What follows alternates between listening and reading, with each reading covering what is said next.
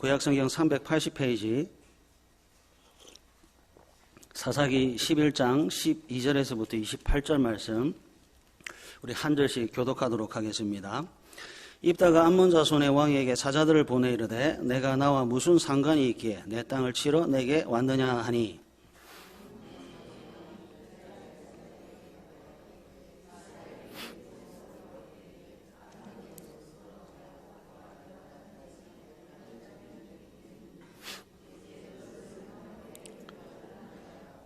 입다가 암몬 자손의 왕에게 다시 사자들을 보내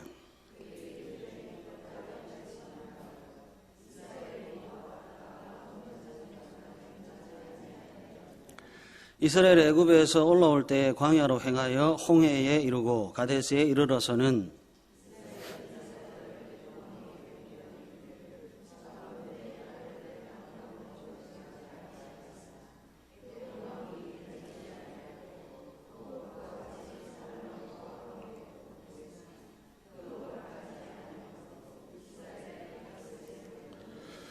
그 후에 광야를 지나 에돔 땅과 모압 땅을 돌아서 모압 땅의 해 뜨는 쪽으로 들어가 아르논 저쪽에 진쳤고 아르논은 모압의 경계이므로 모압 지역 안에는 들어가지 아니하였으며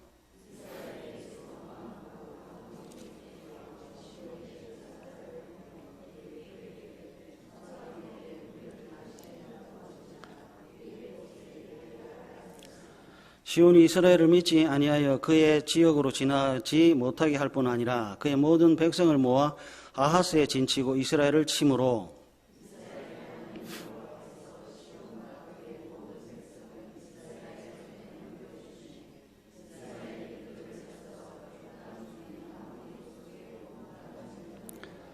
아르논에서부터 야복까지와 광야에서부터 요단까지 아모리 족속의 온 지역을 점령하였느니라.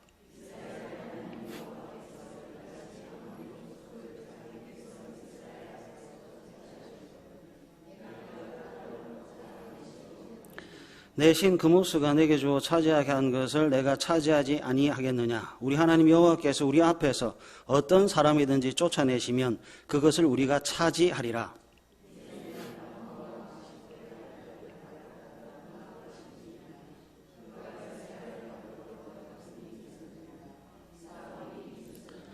이스라엘이 헤스본과 그 마을들과 아로엘과 그 마을들과 아르논 강가에 있는 모든 성읍에 거주한 지 300년 이거늘 그 동안에 너희가 어찌하여 도로 찾지 아니하였느냐.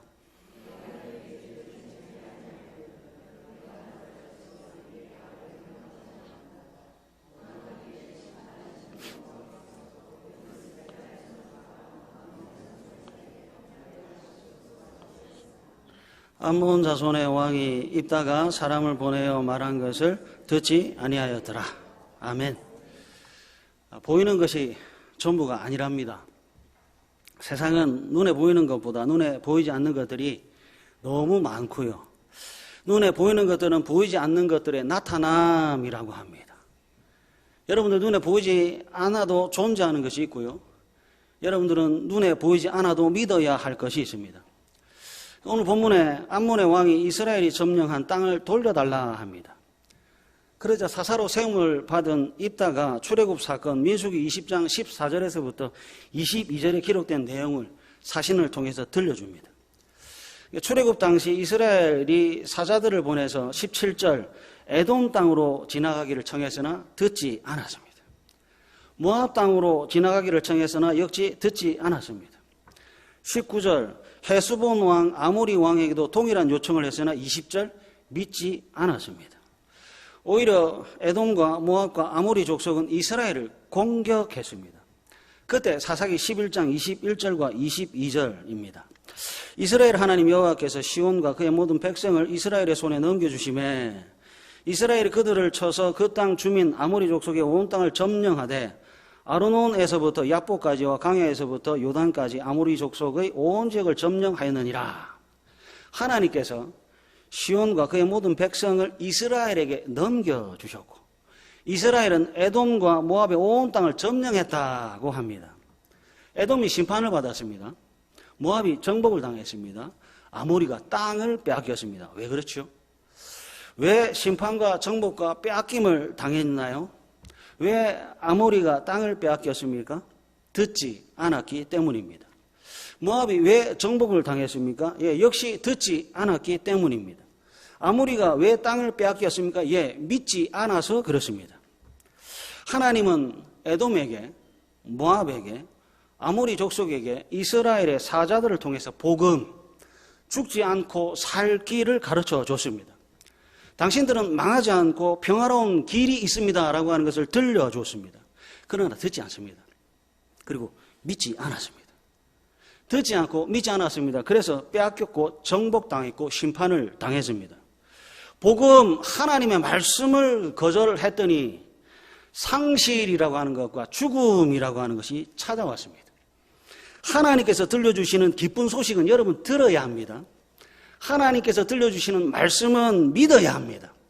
하나님이 보좌해 주시는 사자는 영접해야 기쁨을 누릴 수 있습니다. 듣지 않고 믿지 않고 거절하면 있는 것마저 뺏기는 것이 복음의 세계입니다. 출애굽의 이야기를 읽다가 다시 복음, 죽지 않고 살 수 있는 생명의 기쁜 소식을 암몬과 그 사람들에게 들려주고 있습니다. 사사기 11장 27절과 28절입니다. 내가 내게 죄를 짓지 아니하였거늘 내가 나를 쳐서 내게 악을 행하고자 하는도다. 원하건대 심판하시는 여호와께서 오늘 이스라엘 자손과 암몬 자손 사이에 판결하시옵소서 하였으나 암몬 자손의 왕이 입다가 사람을 보내어 말한 것을 그 다음 뭐지요? 이렇습니다. 하나님의 말씀을 들어야 삽니다. 하나님의 말씀은 믿어야 샬롬입니다. 소규문도 85문에요. 우리로 죄 때문에 마땅히 당할 하나님의 진노와 저주를 피하게 하시려고 하나님이 우리에게 요구하시는 것이 무엇인가를 묻습니다. 하나님의 진노와 저주와 심판에서 우리에게 요구하시는 것이 무엇인가? 우리로 죄 때문에 마땅히 당할 하나님의 진노와 저주를 피하게 하시려고 하나님이 우리에게 요구하시는 것은 그리스도께서 구속의 혜택을 우리에게 전달하는 데 사용하시는 모든 외적 수단, 말씀, 성례, 기도를 우리가 힘써 사용하면서 예수 그리스도를 믿는 생명에 이르는 회개를 하는 것이다 라고 가르칩니다. 하나님께서 계속되는 외적 수단, 말씀, 성례, 기도를 통해 예수 그리스도를 믿는 생명에 이르는 회개를 요청합니다. 입다라고 하는 사사가 암몬에게 사신을 보내는 것도 동일한 원리와 이유입니다. 입다가 보내는 사사는 하나님의 사신입니다. 그래서 들어야 살고 믿으면 삽니다. 문제는 듣지 않아요. 문제는 믿지 않아요. 여러분 왜 그런지 아세요? 들으면 살고 믿으면 살게 되는 이 단순한 진리 앞에서 듣지 않고 믿지 않습니다. 이 사람들에게 하나님께서 요구하시는 것은 두 가지잖아요. 들려주시는 것을 들으십시오. 들려주시는 것을 믿으십시오. 들려주시는 사람들 앞에 무슨 그 대단한 것을 요구하는 것이 아니라 들은 것을 그냥 들으십시오. 들은 것을 가슴으로 믿으십시오. 그런데 들려주는 것을 듣지 않고 믿어야 될 것을 믿지 않습니다. 왜 듣지 않고 왜 믿지 않을까요? 여기는 아주 신비로운 것이 있는데 왜 그러냐면 복음의 전달 방식이 신비롭기 때문에 그렇습니다. 하나님의 말씀이 이스라엘이라고 하는 약소국, 그것도 입다라고 하는 기생의 아들이고 잡류, 불량배들의 우두머리라고 하는 그릇에 탁 담겨져서 보내집니다. 여러분 이왕이면 당홍치 말하고 복음 하나님의 생명의 말씀을 금그릇에 좀 담으면 얼마나 좋습니까? 하나님의 생명의 말씀은 은그릇에 좀 담으면 얼마나 좋습니까? 그런데 성경을 살펴보니까 하나님께서 하나님의 생명의 복음의 말씀을 금그릇과 은그릇에 담지 않고 투박하고 볼품없는 질그릇에 담고 있습니다. 약합니다. 보잘것없습니다. 창피하고 투박합니다. 내세울 것도 없는 형편없는 그릇에다가 그 안에 강하고 능한 생명이라고 하는 것을 담습니다. 겉으로 보면 기생의 아들이네. 참 보잘것없네, 쓸데없네. 그런데 그 안을 들여다보니까 하나님이라고 하는 보배가 담겨져 있는 거예요. 그래서 여러분, 복음은 신비입니다. 약한 것 안에 강함이 숨겨져 있어요. 출애굽할 때, 잘 보십시오. 출애굽할 때 이스라엘 백성들은 노예였습니다.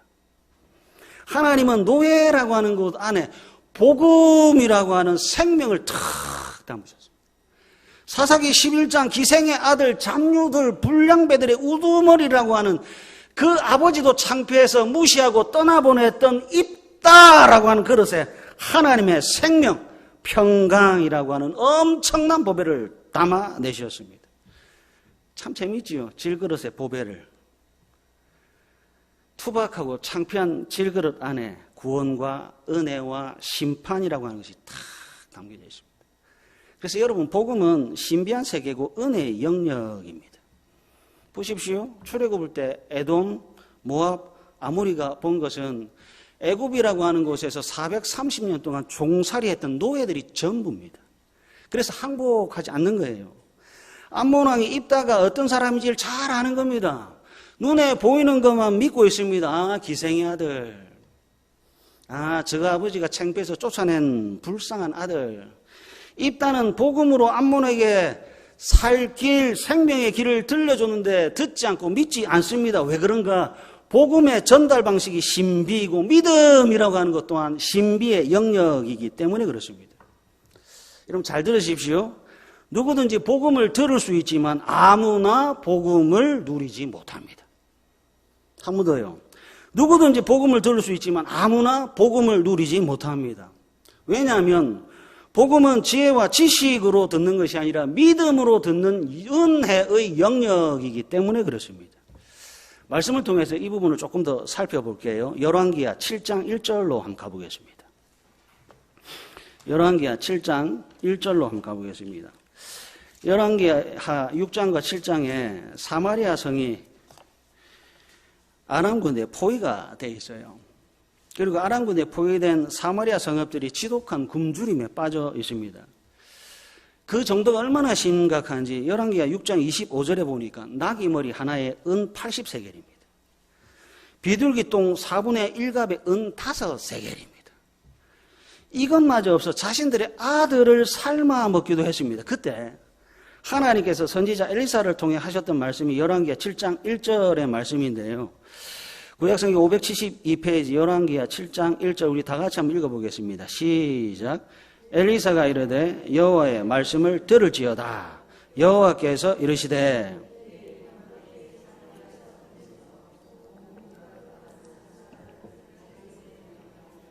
보리 2쏘알을 한 세겔로 매매하리라 하셨느니라. 아멘. 열왕기하 6장 25절하고 완전히 반대되는 겁니다. 하나님께서 열왕기하 7장 1절 죽을 일을 살 길로 바꿀 것이다 라고 하는 것을 엘리사라고 하는 선지자를 통해 복음이 선포되고 있습니다. 아들을 삶아먹고 있는 죽음이 가득한 사마리아 성 모든 사람들이 들어야 할 기쁜 소식을 들려줬습니다. 여러분 여기 이 대목에서 중요한 것은 하나님께서 복음, 기쁜 소식을 엘리사라고 하는 그릇에 담았다는 것에 있습니다. 하나님이 하실 기쁜 소식의 일을 당시에 대머리라고 불리며 조롱받았던 엘리사의 입을 통해 증거하도록 하십니다. 성경 속 대머리는 저주, 심판, 그래서 수치와 부끄러움입니다. 대머리가 저주받았구나. 저주는 하나님의 심판을 받았구나. 그래서 대머리는 수치와 부끄러움 때문에 고개를 들 수가 없는 사람들입니다. 그런데 참 신기하지요. 하나님께서 복음이라고 하는 것을 저주와 심판, 수치와 부끄러움을 상징하는 대머리인 엘리사에게 담아 이스라엘 백성들에게 보냅니다. 질그릇이라고 하는 곳에 복음이 담겨 있네요. 질그릇이라고 하는 곳에 생명이 담겨져 있습니다. 그런데 겉에서 보면 저주와 수치 그리고 부끄러움입니다. 여기서 한 걸음 더 나가 볼게요. 열왕기하 7장 3절 한번 보십시오. 열왕기하 7장 3절 성문어기에 나병 환자 4사람이 있더니 그 친구에게 서로 말하되 우리가 어찌하여 여기 앉아서 죽기를 기다리라. 너무 배가 고픈 거예요. 앉아서 죽기만 기다릴 수 없다. 그래서 나병환자 4사람이 아람군대에 항복하려고 갔습니다. 아람군대 항복하러 갔더니 아람군대가 도망을 간지 은과 금과 의복과 먹을 것이 그대로 있고 사람들은 하나도 보이질 않아요. 나병환자 4사람이 얼마나 굶었는지 실컷 배불리 먹은 다음에 9절 한번 보십시오. 나병환자들이 그 친구에게 서로 말하되 우리가 이렇게 해서는 아니 되겠도다. 오늘은 그다음 뭐지요? 아름다운 소식이 있는 날이거늘 우리가 침묵하고 있도다. 만일 밝은 아침까지 기다리면 벌이 우리에게 미칠지니 이제 떠나 왕궁에 가서 알리자. 여러분 보세요. 나병 환자가 아름다운 소식을 전하려고 합니다. 이런 데면 그냥 넘어가지 마십시오. 성경 속의 나병은 죽음입니다. 그런데 죽음이라고 하는 곳에 아름다움을 담아내고 있습니다. 나병 환자들은 죽은 사람들인데 그 속에다가 기쁜 소식을 담으려고 하고 있습니다. 복음을 대머리인 엘리사 안에 담았고요. 심지어 복음 기쁜 소식을 죽음이라고 하는 나병에 담아서 하나님께서 이스라엘에게 보내고 있습니다. 여러분 안 신기합니까? 정말 신비한 거예요. 출애굽할 때는 애굽의 종 노예라고 하는 그릇에 복음이라고 하는 것을 하나님께서 담으셨더니 애굽의 종 노예라고 하는 곳에 생명과 평강을 담으셨더니 사사기 11장 기생의 아들 입다라고 하는 것 안에 하나님을 담으셨더니 열왕기하 7장에는 대머리 안에 복음을 담으시고 나병이라고 하는 죽음 속에 하나님께서 아름다운 소식을 담아서 이스라엘에게 보내고 있습니다. 왜 이래야 됩니까? 이왕이면 다홍심하라고 좀 볼품이 있고 좀 괜찮은 사람한테 담으시면 안 됩니까? 여러분 하나님께서 형편없고 보잘것없는 수치와 부끄러움 있는 사람들을 보내야 되는 이유가 뭐지요? 한결같이 하나님께서 한 번도 볼품 있는 사람을 보내지 않습니다. 왜 그렇지요? 하나님께서 강조하고 싶은 것이 하나가 있는 거예요. 하나님께서 진짜로 강조하고 싶은 것이 하나 있는 거예요. 뭐냐면 믿음의 강조입니다. 하나님께서 믿음이라고 하는 것을 강조하고 싶은 거예요. 구원은 사람의 지혜와 건세로는 불가능하고 오직 하나님의 은혜로만 가능한 신비의 세계인데 이 구원의 유일한 조건이 뭔가 봤더니 믿음 하나밖에 딱 없는 거예요. 그래서 여러분 잘 들으십시오. 믿음은 하나님의 선물입니다. 믿음은 하나님이 인간에게 주시는 최고의 복이고 선물입니다. 여러분 하나님께서 지금 믿음을 강조하고 있어요. 하나님께서 구원을 하시는데 그 유일한 도구로 삼으시는 것이 믿음입니다. 믿음이 하나님의 선물입니다. 과연 그런가? 열왕기하 7장 2절 한번 보십시오. 그때에 대머리 엘리사를 통해서 복음이 선포됐습니다. 여러분 희망을 가지십시오. 하나님께서 일하실 겁니다. 내일이면 배고픈 사람 아무도 없을 것이다 라고 선포한 그때입니다. 그리고 모든 사람들이 복음의 소식을 들은 그때입니다. 왕이 그의 손에 의지하는 자 곧 한 장관이 하나님의 사람에게 대답하여 이르되 여호와께서 하늘에 창을 내신들 어찌 이런 일이 있으리요 하더라. 엘리사가 이르되 내가 내 눈으로 보리라. 그러나 그것을 먹지는 못하리라. 들으면 살고 믿으면 구원을 얻습니다. 그러나 여러분 복음은 신비의 세계입니다. 누구든지 들을 수 있지만 아무나 믿지는 못하는 신비의 영역이 복음, 믿음, 구원의 세계입니다. 엘리사에게 담긴 복음을 장관이 거절하네요. 아니 정확하게 표현하면 믿음이라고 하는 선물을 하나님께서 장관에게만 주지 않았습니다. 장관이 모든 것을 다 가졌지만 여기 가슴에 믿음 하나 탁 없습니다. 그래서 어떻게 되는가? 17절을 우리 다 같이 한번 읽었으면 좋겠습니다. 17절 시작. 왕이 그의 손에 의지하였던 그의 장관을 세워 성문을 지키게 하였더니 백성이 성문에서 그를 밟음에 하나님의 사람의 말대로 죽었으니 곧 왕이 내려왔을 때에 그가 말한 대로라. 아멘. 하나님은 대머리에 복음을 담았고 하나님은 죽음이라고 하는 나병의 복음을 담았습니다. 그래서 여러분, 겉을 보는 자는 죽고 속을 보는 자는 살았습니다. 보이지 않는 것을 믿는 자는 살았고요. 눈에 보이는 것만 믿는 자는 죽었습니다. 장관이라고 하는 지위와 명예가 구원의 조건이 되지 못하네요. 오직 믿음입니다. 그래서 다시 한번 강조합니다. 믿음은 하나님의 선물이고 믿음은 하나님이 인간에게 주시는 최고의 복입니다. 믿음을 뛰어넘는 이 세상의 복은 더 이상 존재하지 않습니다. 믿어야 구원을 받고 믿어야 하나님의 아들이 되고 믿음이 있어야 하나님 아버지를 닮아가고 믿음의 결국은 영화로움입니다. 하나님께서 믿음이라고 하는 선물을 통해서 열왕기하 7장 배고픔을 그치게 합니다.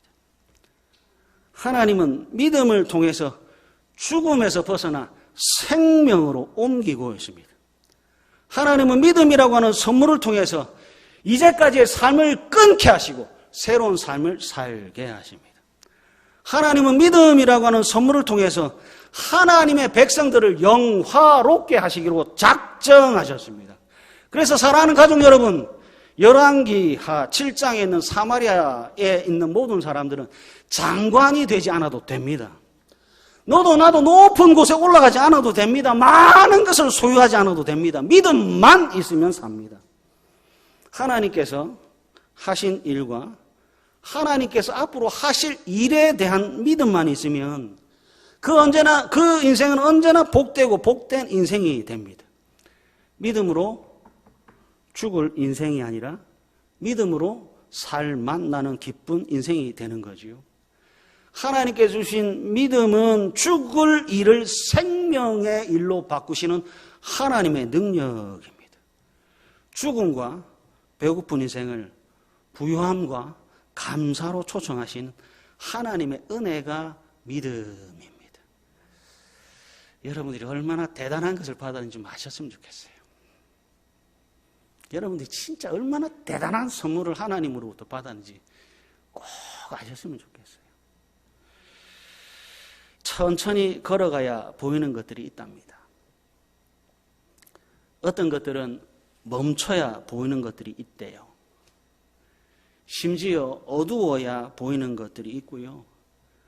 눈을 뜨면 보이지 않고 눈을 감으면 그때 비로소 보이는 것들이 있다 합니다. 100km, 200km, 300km로 지나갈 때는 길가에 풀 한 폭이 돌 하나 보이지 않는데 천천히 걸어가면 그때 보인다 합니다. 빛이라고 하는 것은 어둠이 짙어 갈수록 잘 보이고 이 육체의 눈이 소경이 될 때 비로소 하나님 나라가 보인다고 합니다. 하늘 높이 치솟은 느티나무가 푸르고 늠름한 것은요, 하늘 높이 치솟은 가지만한 뿌리들이 땅 속에 있기 때문이래요. 뿌리라고 하는 것이 살아있으면 가지들을 잘라고 또 자르고 또 잘라도 다시 살아난다 합니다. 그러나 아무리 무성한 가지들을 가진 나무일지라도 그 뿌리를 잘라버리면 곧 말라 죽고 맙니다. 눈에 보이지 않는 뿌리가 드러나 보이는 줄기나 가지보다 훨씬 더 소중하네요. 근데 참 희한하지요? 정말 희한해요. 사람들은 보이는 것만 들으려고 하고 사람들은 보이는 것만 믿으려고 합니다. 보이는 것에 매료된 인간은 절대로 보이지 않는 것을 믿지 않으려고 합니다. 이것을 가르쳐 죽음에 이르는 병이라고 합니다. 보이는 것만 쫓아가고 보이지 않는 것을 믿지 않는 것을 가르쳐 죽음에 이르는 병이라고 합니다. 어떤 소년이 숲속에서 맹수에 쫓기고 있었대요. 맹수에게 쫓기고 있는데 주변에 도움을 줄 사람이 아무도 없습니다. 맹수에게 잡아 먹히려고 하는 순간 소년은 응급결에 웅덩이 속으로 뛰어들었습니다. 다행히 소년의 옷자락이 웅덩이 옆으로 나와 있는 나뭇가지에 걸려 있고요. 깊은 웅덩이에 떨어지지 않았습니다. 소년이 안도의 한숨을 쉬고 아래를 내려다 보니까 그 그곳에 기겁할 정도로 많은 뱀들이 떨어지기를 기다리고 있습니다. 위를 쳐다보니까 맹수가 입맛을 다시고 기다리고, 아래를 바라보니까 뱀들이 혀를 달랑거리면서 떨어지기를 기다리고 있습니다. 그런데 설상가상으로 소년의 옷가지가 걸려있는 나뭇가지를 지들이 와서 갉아먹고 있어요. 이러지도 못하고 저러지도 못하고 있는데 배에서 꼬르륵 꼬르륵 소리가 납니다. 그리고 쳐다보니까 쥐들이 갉아먹고 있는 나무에 이름 모를 열매가 잔뜩 열려 있어요. 소년은 줄인 배를 채우기 위해서 허겁지겁 열매를 따 먹었다고 합니다. 죽음을 앞둔 시한부 인생이면서 줄인 배를 채우기 위해서 열심히 열매를 따먹고 있는 이 소년의 모습은 마치 죽음이라고 하는 병에 걸려있는 우리들의 모습과 같습니다. 모든 인생은 이 소년과 같이 사형 선고를 받은 시한부 인생을 살아가고 있지요. 그러면서 죽음이라고 하는 병을 치유받는 것에는 관심이 없고 오직 여기 줄인 배를 채우기 위해서만 동분서주합니다. 새로운 생명, 영원한 생명보다도 10,000원짜리 종이 한 장이 더 쓸모 있는 것으로 여기는 사람들에게 진리는 그리스도 예수의 피가 아니라 돈입니다. 그래서 보세요. 그 돈이 사라질 때 사라집니다. 그 돈이 불타면 불태워지고 그 돈이 찢어지면 찢김을 당합니다. 그러나 믿음의 사람은 결코 찢어지지도 불타지도 않습니다. 마지막으로 말씀을 한 군데 찾아보겠습니다. 로마서 8장으로 한번 가보겠습니다.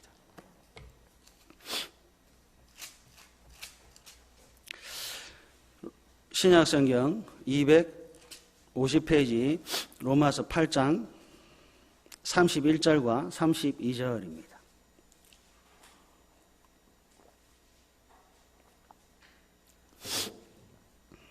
로마서 8장 31절과 32절. 그런즉 이 일에 대하여 우리가 무슨 말 하리요? 그 다음 여러분 가슴속으로 대답을 해 주십시오. 만일 하나님이 우리를 위하시면 누가 우리를 대적하리요? 32절은 우리 다 같이 한번 읽어보겠습니다. 시작. 자기 아들을 아끼지 아니하시고 우리 모든 사람을 위하여 내주신 이가 어찌 그 아들과 함께 모든 것을 우리에게 주시지 아니하겠느냐. 아멘. 죽음에 이르는 병에 걸린 우리를 살리고자 십자가 예수 그리스도를 우리에게 허락하신 하나님 아버지입니다. 그 아들을 주신 하나님께서 로마서 8장 32절 그 아들과 함께 모든 것을 우리에게 주시지 아니하시겠느냐고 주시고 또 주시겠다고 약속합니다. 죽음에 이르는 병에서 해방된 사랑하는 가족 여러분, 감사라고 하는 것으로 인생을 채워 나가십시오. 누구나 들을 수 있지만 아무나 믿을 수 없는 세계로 우리를 초청하신 하나님께서 예수 그리스도를 주시고 성령 하나님을 주시고 모든 은사와 지혜와 능력과 권세를 주신다고 약속하시는데 왜 좌절하십니까? 하나님께서 성도와 교회에게 주시는 복음과 믿음은 언제 찾아올지 모를 죽음과 배고픔을 넉넉하게 이기고 견디고 버틸 항상 기뻐하고 범사에 감사할 수 있도록 하신 하나님의 선물입니다. 여러분들에게 주신 믿음은 죽음을 살 길로 바꿀 수 있는 하나님의 능력입니다. 죽음에 이르는 병에 걸려 있는 세상에 하늘 아버지께서 독생자 예수님을 보내셨지요. 그리고 예수님은 어부 세리 열심당원을 보내 그곳에 교회를 세우셨지요. 이제 저와 여러분들을 죽음에 이르는 병에 걸린 세상에 하나님의 사신으로 파송합니다. 여러분들은 세상에 복을 주는 사람입니다. 꼭 기억하십시오. 여러분들은 세상에 구걸하는 사람이 아니라 여러분들은 하나님의 복을 세상에 선물하는 사람들입니다. 여러분들은 죽음을 생명으로 바꿀 권세 있는 성도입니다. 하나님의 선물로 믿음으로 전진하십시오. 그래서 더 많은 감사와 영광과 상급을 받아 누리는 복되고 복된 다도익교회 가족들 되시기를 간절히 바랍니다. 우리 찬양하겠습니다. 날 구원하신 주 감사. 찬송하겠습니다.